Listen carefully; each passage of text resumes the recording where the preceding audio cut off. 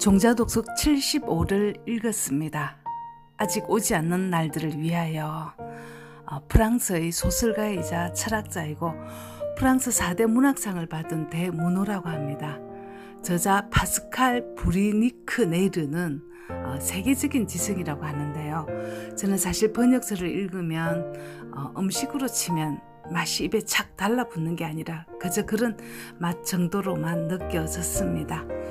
이 책에서 가장 마음에 들었던 부분은 나이가 들었으니 포기하라는 말에 우리는 그동안 얼마나 많은 것들을 흘려보냈을까. 이제부터는 나이 들매 새로운 철학과 함께 여전히 기회로 반짝이는 인생을 만들어보자. 우리 앞에는 아직 탐구할 만하고 흥미로운 길들이 가득하니까 이 말 하나를 저는 건져 올렸습니다. 심지어 저는 40대부터 나이가 너무 많아 뭔가를 시작하기에는 늦었다라는 생각을 하며 지냈답니다. 55에서 60세가 되면 자식들은 대부분 성인이고 은퇴는 기정사실이고 새로운 지평이 열리는데 이 지평을 어떻게 열 것인가. 평균 수명이 짧았던 시절에는 굳이 새로운 지평을 열지 않아도 됐지만 지금의 비극은 여전히 너무 젊다는 데 있습니다. 그러면 어떻게 살 것인가? 우리나라에서 출판되는 흔히 50에 관한 책이었습니다. 저도 50에 관한 책 몇 권을 읽었는데 그다지 와닿지는 않았습니다. 50에는 우아하게 살아라. 50에는 욕심을 내려놓고 비워라. 대략 이런 이야기였는데요. 확실한 건 50에는 남의 말 잘 안 듣습니다. 맞는 말이긴 하지만 자기가 살아보지 않았으니까 지루한 잔소리처럼 들렸거든요. 우리는 뭐든지 할 수는 없지만 그래도 아직 할 수 있는 게 많은 나이입니다. 의학기술이 발달해서 수명은 길게 늘려놨지만 의식은 높아지지 않았습니다. 입으로는 100세 시대라고 말하지만 우리의 생각은 부모님이 살았던 50에 머물러 있다는 걸 알아채야 합니다. 평균 수명이 늘어났다는 것은 젊음의 시간이 늘어난 게 아니라 노년의 시간이 늘어난 겁니다. 안 하던 짓을 하면 죽을 때가 다 됐다는 말 다 들어봤죠? 이건 강력하게 변하지 말라는 말이 들어있습니다. 시대가 변했으니까 속담도 바뀌어야 합니다. 변해야지만 긴 노년을 살아갈 수 있습니다. 노인 한 사람이 죽으면 도서관 하나가 불타는 것과 똑같다는 서양의 속담도 이제는 사용할 수 없게 됐습니다. 노인이 귀하던 시절 살아온 경험이 도서관만큼이나 중요한 정보가 됐지만 이제는 노인 천국이고 정보는 인터넷 검색으로도 차고 넘칩니다. 50에는 뭘 내리고 비우라고 하는데요. 뭔가를 내릴 만큼 비울 만큼 많이 쌓아두었는지요. 이제 진정으로 쌓아 올릴 때라고 생각합니다. 쌓는 것도 내리는 것도 오롯이 내 것이어야만 할 수 있는 일입니다. 남편의 성취를 혹은 아이의 성취를 내가 내려놓을 수는 없습니다. 이제는 나에게로 돌아와서 나의 변화를 만들어내야 하는 시간입니다. 남하고의 경쟁을 벗어나면 빨리 가야 할 이유도 없습니다. 오롯이 내 생각을 들여다보면서 가는 일, 남의 감탄에서 벗어나서 나의 감탄을 만드는 일, 이렇게 한 20년은 쌓는 재미로, 그 다음 20년은 내리는 재미로 살다가 가야 할 것 같습니다.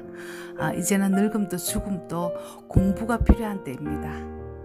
책에는 맞는 말이지만 그 맞는 말을 내 것으로 만들기 위해서는 시간도 에너지도 투자해야 합니다. 지금은 이민 2세대가 1세대를 돕듯이 자녀가 부모를 교육하고 새로운 환경에 적응시켜야 합니다. 노인은 이제 더 가르칠 게 없고 배워야 할 것만 많습니다.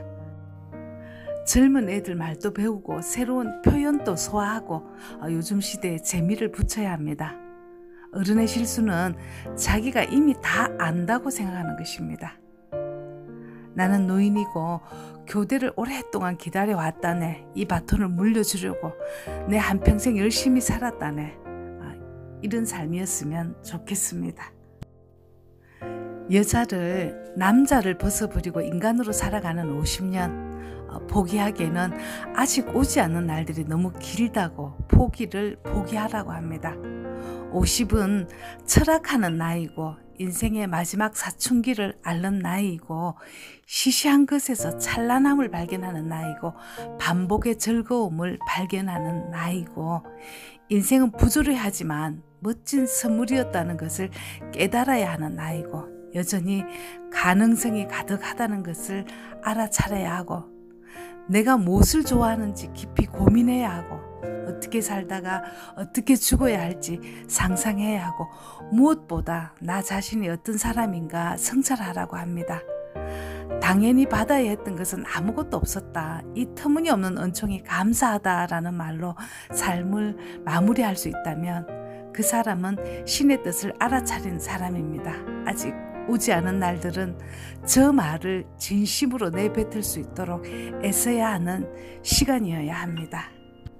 19세기에는 젊음이 출세의 걸림돌이었다고 합니다. 야심가들은 출세 때문에 실제보다 더 나이 들어 보여야 해서 청소년기부터 겉늙었다고 하는데요. 배가 적당히 나오고 금태 안경을 쓰고 그래야만 진중한 사내로 통했다고 합니다. 지금은 기를 쓰고 젊어 보이려고 하잖아요. 시대에 따라서 가치도 바뀌는 것이었습니다. 우리는 20세기에 나서 자라고 21세기에 노년을 맞이하는 축복의 세대입니다. 2018년도 69세의 어느 네덜란드인이 국가를 상대로 소송을 걸었다고 하는데요. 자기가 느끼는 나이는 아직 49세인데 서류상에는 69세로 되어 있으니까 나이 때문에 일과 연애에서 차별을 받는다고. 참 재밌습니다. 그죠? 이제 사람들은 인생을 자기 마음대로 여러 번 살 권리를 주장하고 났습니다. 노년이 길다는 것은 구불구불한 길을 천천히 걸어가는 것과 같습니다. 인생이 짧으면 치열하게 살 이유가 있지만 인생의 여름날의 저녁처럼 쭉쭉 늘어났습니다. 계속 살던 대로 똑같은 일상을 반복하면서 살든가 슬슬 무너지든가 새롭게 리뉴얼해서 살든가 이 장고를 어떻게 써야 할지 깊이 고민해보라고 합니다. 오래 사는 것만큼 아플 일도 많겠죠. 오래 살다 보니까 치매도 암도 많아진 겁니다. 질병은 몸이 보내오는 신호이고 장수의 대가입니다. 삶은 자신을 소중히 여기는 자에게는 달콤하지만 저주를 퍼붓는 자에게는 매섭게 군다고 하네요. 아무도 다시는 젊어지지 못합니다. 하지만 정신적인 감정적인 나이는 생물학적 나이와 반드시 일치하지는 않습니다. 나는 어디서 왔다가 어디로 가는지 알아가는 일로 의식을 풍요롭게 채울 수 있다고 합니다. 날마다 꽃길은 꽃길이 아니라 지루합니다. 영원히 사는 것도 지루합니다. 죽을 수 있어서 삶은 위대하다. 몸이 건조함으로 오래 살 것인가, 호기심과 관찰력으로 충만함을 누릴 것인가, 시시한 것, 일상에서 찬란함을 발견하라. 하루하루가 작은 부활이라고 여겨라. 내가 좋아하는 뭔가 하나를 정해서 루틴을 만들면 그 루틴은 우리를 바로 세우는 뼈대가 된다. 움직이지 않는다고 해서 모두가 휴식 중인 것은 아니다. 내면이 평화로워야 한다는 말이겠죠.